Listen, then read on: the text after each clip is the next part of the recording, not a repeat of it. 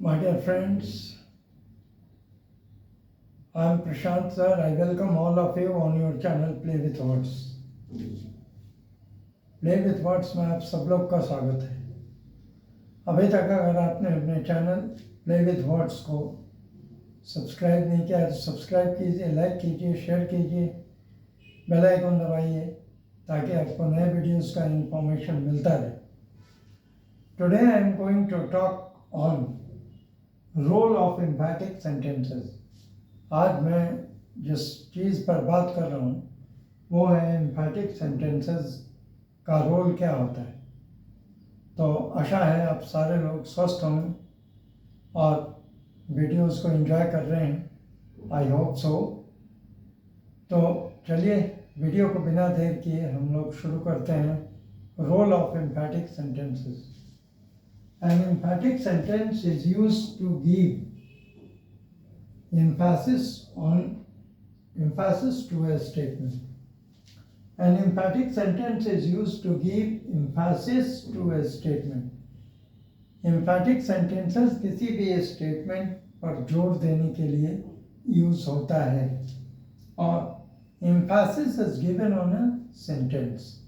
emphasis दिया जाता है किसी भी सेंटेंस के ऊपर। जैसे हमने कहा आई गो टू स्कूल या आई गो टू कॉलेज, ठीक है। तो जैसे ही मैंने कहा आई गो टू कॉलेज और आई गो टू स्कूल, तो इसका मतलब है कि मैं नॉर्मल वे में कह रहा हूँ कि मैं स्कूल जाता हूँ या मैं कॉलेज जाता हूँ। आई गो टू मूवी, मैं मूवी जाता हूँ। तो हमने इसे बहुत ही जनरल टर्म में एक्सप्लेन कर दिया। अब हमको इस पर थोड़ा जोर देके कहना है। I go to movie, I do go to movie, मैं भी मूवी जाता हूँ। I go to college regularly, I do go to college regularly.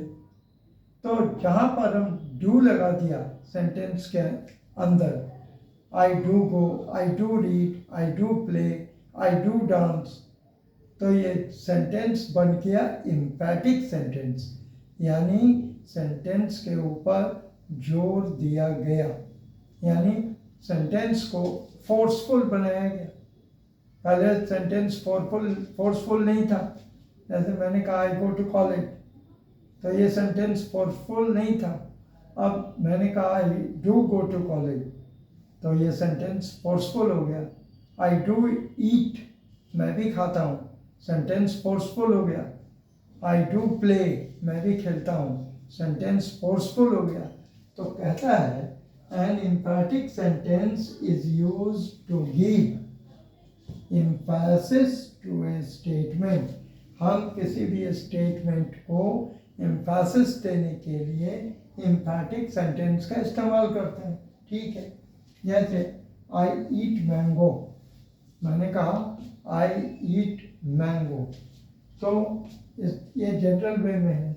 मैंने साधारण वे में कह दिया कि भाई मैं मैंगो खाता हूँ। लेकिन इसी को अगर फोर्सफुल बनाना है तो मैं कहूँगा आई डू ईट मैंगो, मैं भी आम खाता हूँ। मैं आम खाता हूँ एक सेंटेंस हो गया और दूसरा सेंटेंस हो गया मैं भी आम खाता हूँ। तो इस तरह के सेंटेंसेस को बनाने के लिए हम लोग क्या करते हैं, डू और डज और डिड का यूज़ करते हैं। डू, डज और डिड को यूज़ करके हम लोग एम्फैटिक सेंटेंस बनाते हैं।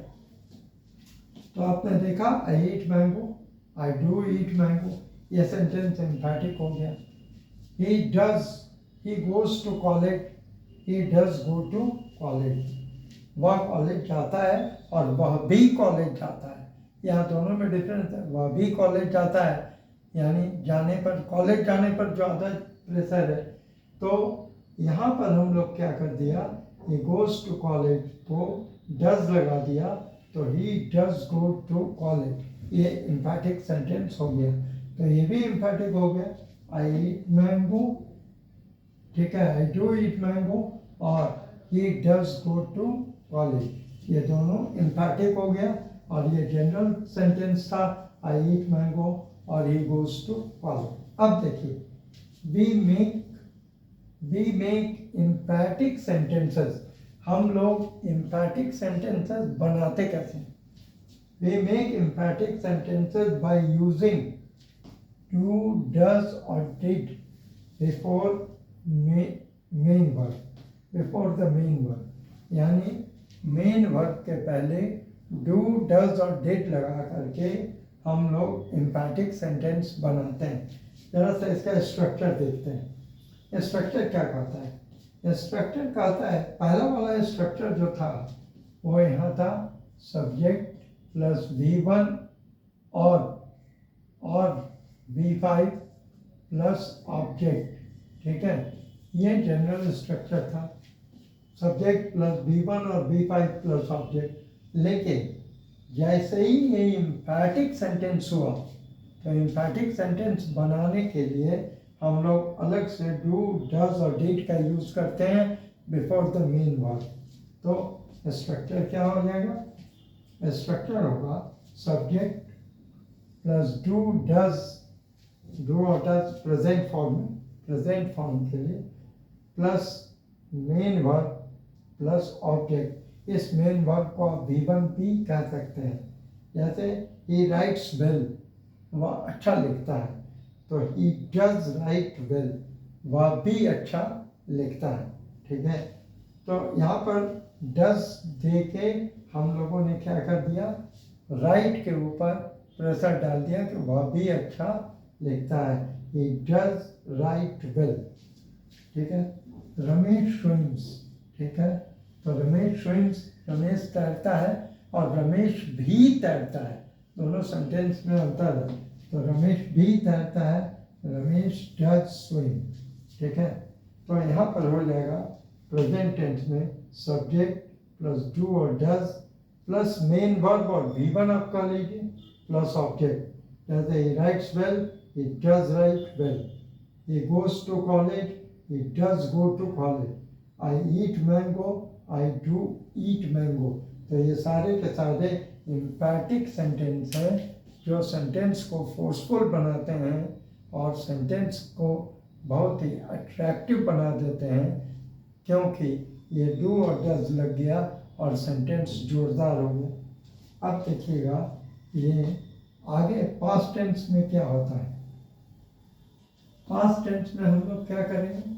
पास्ट टेंस में हम लोग डिड का यूज करेंगे, क्योंकि पास्ट टेंस अपने आप में एक ऐसा सेंटेंस है जो बीते हुए टाइम को इंडिकेट करता है. ठीक है, पास्ट टेंस बीते हुए टाइम को इंडिकेट करता है. जो टाइम बीत गया, ठीक है, उसको हम लोग पास्ट टेंस में रखते हैं. जैसे आई रोट अ लेटर. ठीक है, आई रोट अ लेटर, मैंने एक पत्र लिखा. मैंने क्या किया? मैंने एक पत्र लिखा. ठीक है, तो जहाँ हम कह रहे हैं मैंने एक पत्र लिखा, तो ये जनरल है. यहाँ पर हो जाएगा subject plus V2 plus object. ये हो गया, इसका स्ट्रक्चर वही हो गया, subject plus V2 plus object.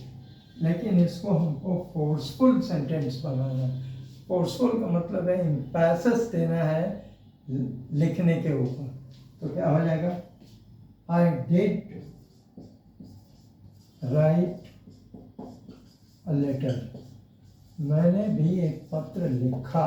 ठीक है, I did write a letter to the governor, मैंने भी गवर्नर को एक पत्र लिखा. I did write a letter to my friend, मैंने भी अपने दोस्त को एक पत्र लिखा. हम लोगों ने भी अपने रिलेशंस को पत्र लिखा. We did write a letter. ठीक है, तो यहाँ पर क्या हो जाएगा? सब्जेक्ट प्लस V2 के जगह अर्लियर हम लोग V2 यूज़ कर रहे थे, उसके पहले डिड इस्तेमाल करेंगे. Subject plus did plus V1 plus object और अदर वर्ड्स. अब आप समझ गए होंगे कि डिड क्या कर रहा है? सेंटेंस को फोर्सफुल बना रहा है. ठीक है, I did write a letter, मैंने भी एक पत्र लिखा था. ठीक है, मैंने भी एक पत्र लिखा। शी डिड स्विम, वह भी तैरती थी। ठीक है। रमन डिड प्ले, रमन भी खेला करता था। ठीक है। तो Raman did play. We did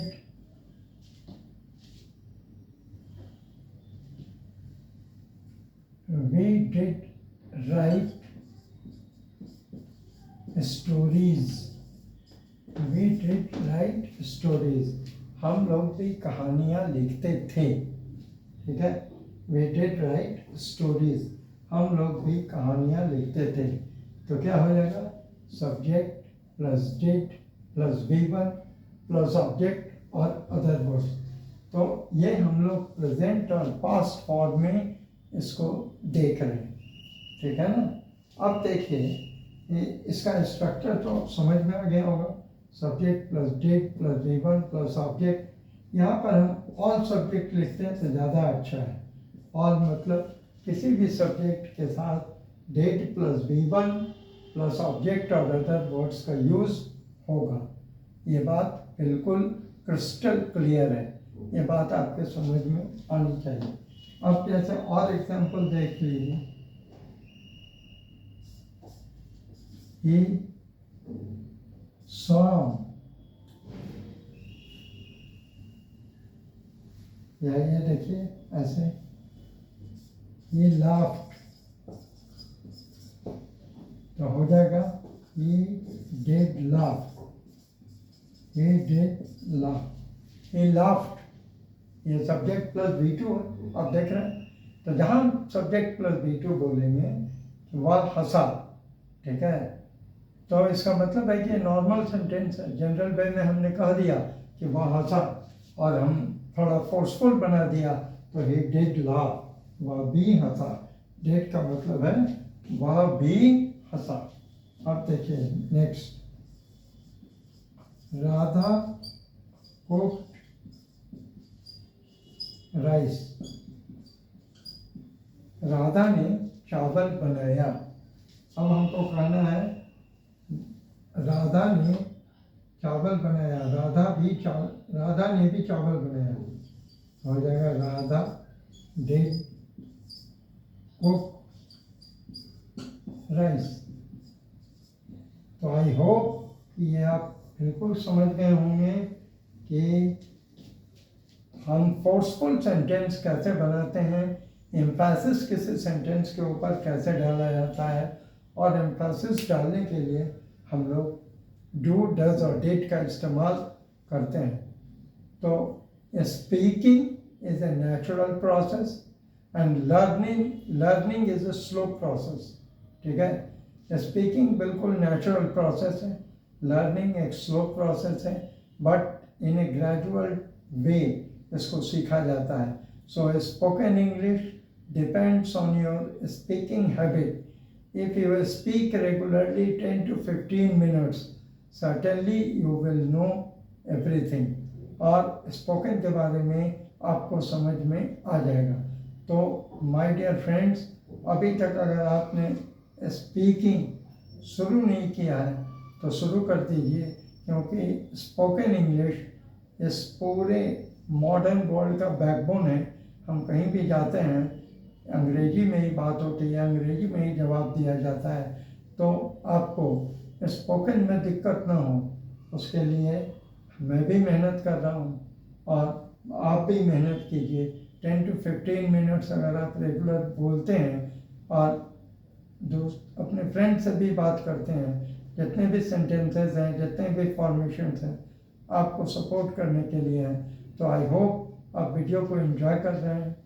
like कीजिए, शेयर कीजिए और बेल आइकन दबाइए ताकि आपको नए वीडियोस का इंफॉर्मेशन मिले। So thank you very much.